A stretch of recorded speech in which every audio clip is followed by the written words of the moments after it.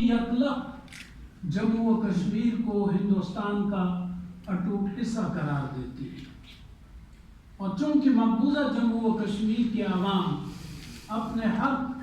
کے حصول کے لیے ایک آواز بلند کرتے ہیں، سیاسی سطح پہ، ثقافتی محاذ پہ، ہر سطح پہ، تو اس کا نتیجہ یہ نکلتا ہے کہ قید و بند کی سختیوں میں ریاست جموں و کشمیر کے قائدین کو گرفتار کیا جاتا ہے، انہیں اذیتیں برداشت کرنا پڑتی ہیں۔ اور اگر آپ اس پوری فہرست پہ نظر دوڑائیں تو آپ کو مسرت عالم بٹ، آسیہ اندرابی، یاسین ملک، شبیر احمد شاہ، ایاز اکبر، پیر سیف اللہ،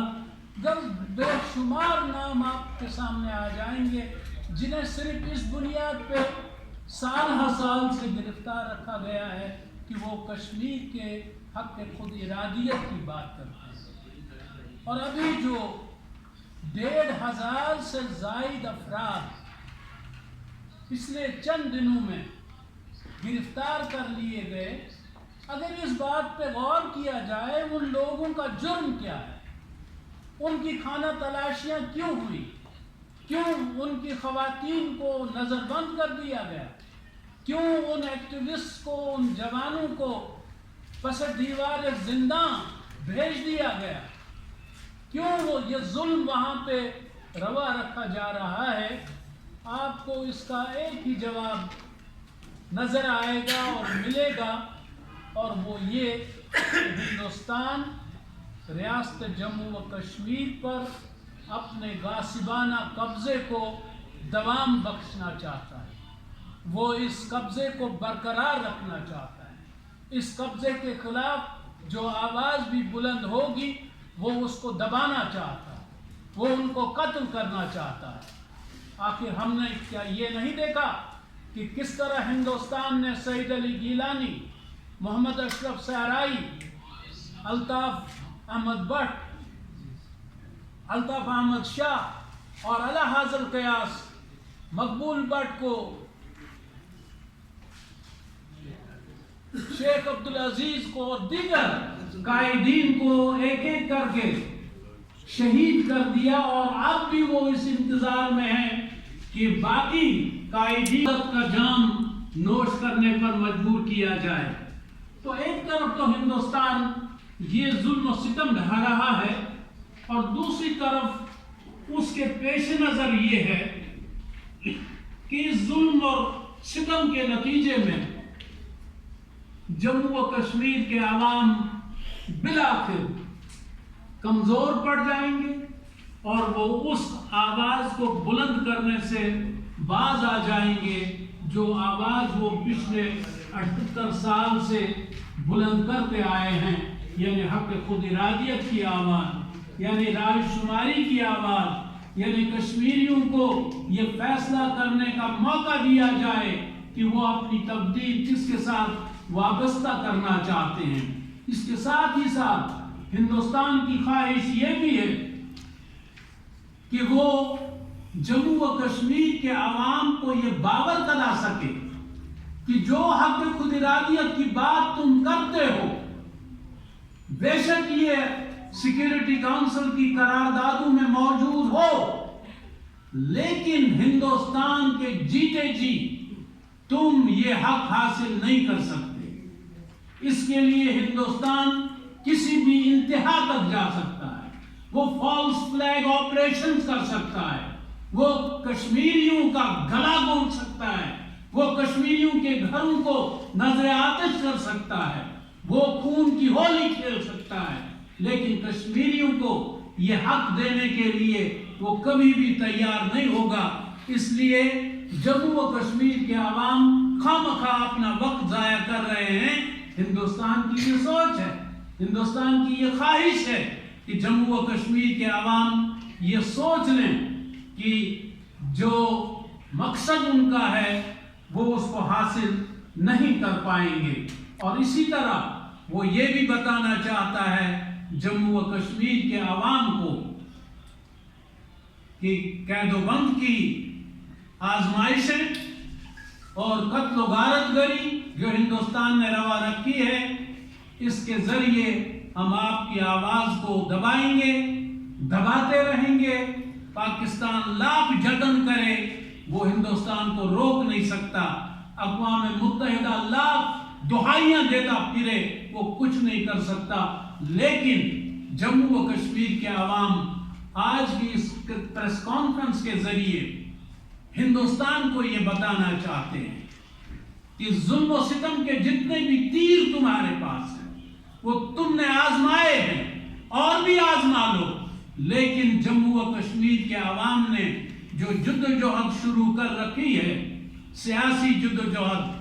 عسکری جدوجہد، سفارتی جدوجہد، وہ اس میں انشاءاللہ ضرور کامیاب ہوں گے۔ اور جب تک ان کو یہ کامیابی حاصل نہیں ہوتی، اس وقت تک ان کی جدوجہد جاری رہے گی۔ میں یہ بھی بتانا چاہتا ہوں کہ ہندوستان جو حکمت عملی اس وقت اختیار کیے ہوئے ہے، وہ یہ ہے کہ مقبوضہ جموں و کشمیر کے عوام کو ایک لیڈر لیس قوم بنا دیا جائے۔ تمام حریت قیادت کو، تمام قائدین کو، وہ مرد ہوں یا عورت ہیں، ان کو قید کر دیا جائے، اور سال ہر سال سے 33 سال سے 20 سال سے ہمارے قائدین جیلوں کی نظر ہو چکے ہیں، طبی سہولیات نہ ہونے کے برابر ہیں۔ آپ یاسین ملک کا کیس دیکھیے، آپ شبیر شاہ کا کیس دیکھیے، آپ یہ حمید فیاض کا کیس دیکھ لیجئے، آپ دیگر قائدین کا، آسیہ اندرابی کا کیس دیکھ لیجئے، تو آپ اس نتیجے پہ پہنچیں گے کہ ایک تو ہندوستان کی یہ کوشش ہے کہ مقبوضہ کشمیر کے اندر حریت قیادت کا یا تو کلا کما کیا جائے یا ان کو پس دیوار زندہ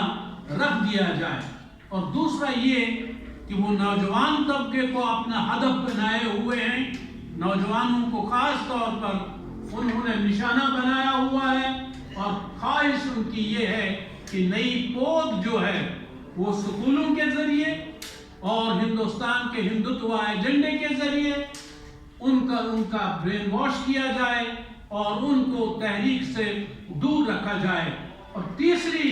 طرف ہندوستان کی یہ کوشش ہے کہ حریت کانفرنس سے وابستہ جو لوگ آزاد خطے میں ہیں، آزاد کشمیر میں ہیں، پاکستان میں ہیں، برطانیہ میں ہیں، امریکہ میں ہیں، دنیا کے دیگر حصوں میں کشمیر کا کام کر رہے ہیں، ان کے وہ اہل خانہ جو مقبوضہ کشمیر میں ہیں، ان پر دباؤ ڈال کے انہیں تحریک سے برگشتہ کیا جائے، ان کو تحریک سے باز رکھنے کی کاوشیں کی جائیں، انہیں قید و بند کی سختیوں میں گرفتار کیا جائے، ان کو تحریک سے دور رکھنے کے لیے ان پر ایسے ہتھ کنڈے آزمائے جائیں کہ ان کی جو بچیاں ہیں وہ غائب کر دی جائیں گی، ان کے گھر جو ہیں وہ مسمار کر دیے جائیں گے، ان کے بچے جو ہیں وہ قید کر دیے جائیں گے۔ لیکن اس کے باوجود ہم حریت کانفرنس کی قیادت کو سلام پیش کرتے ہیں کہ وہ اس ظلم و جبر کے باوجود تحریک آزادی کے ساتھ ہیں، حق خود ارادیت کی اس جدوجہد کا ہراول دستہ بنے ہوئے ہیں۔ تو آج کے دن جب ہم یہاں پہ جمع ہوئے ہیں، ہم فی الحقیقت ہندوستان کا وہ مکروہ چہرہ آپ کے سامنے رکھنا چاہتے ہیں، جو مکروہ چہرہ لیے وہ حقیقتاً ہے، لیکن اس کی خواہش یہ ہے کہ دنیا اس کے چہرے کو حسین the greatest democracy of the world کے نام سے جانے اور پہچانے۔ لیکن کشمیریوں سے پوچھئے کہ ہندوستان کیا ہے، اس کے ظلم اور ستم کی کیا کیا داستانیں ہیں، کس طرح خواتین کے ساتھ ظلم و ستم روا رکھا گیا ہے، کس طرح کالے قوانین وہاں پہ رائج کیے گئے ہیں۔ تو یہ وہ سلسلہ ہے جس سلسلے کے ایک کڑی کے طور پر ہم یہاں پہ آج جمع ہوئے ہیں۔ میں آپ تمام خواتین و حضرات کا حریت کانفرنس کی طرف سے شکریہ ادا کرنا چاہوں گا کہ آپ نے اپنا قیمتی وقت نکالا اور اس پریس کانفرنس میں آپ شریک رہے۔ حقیقت یہ ہے کہ ہم دنیا تک اپنا یہ دکھڑا آپ کی وساطت سے پہنچانا چاہتے ہیں۔